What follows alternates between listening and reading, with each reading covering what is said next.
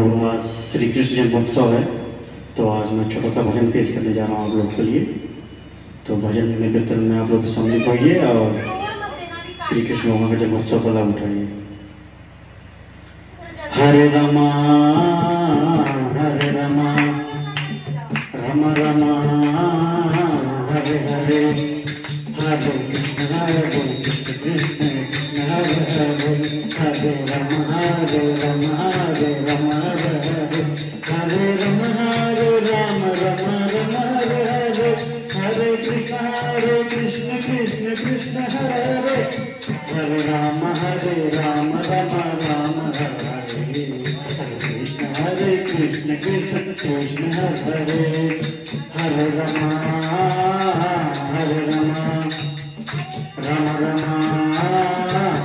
Hare, Hare Krishna Krishna Krishna Hare Hare, Hare Ram Ram Hare Hare, Hare Ram Ram Hare Hare, Hare Krishna Krishna Krishna Hare Hare,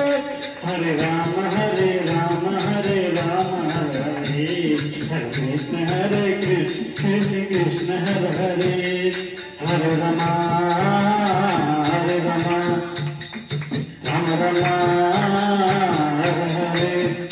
Hare Krishna Krishna Krishna Hare Hare, Hare Ram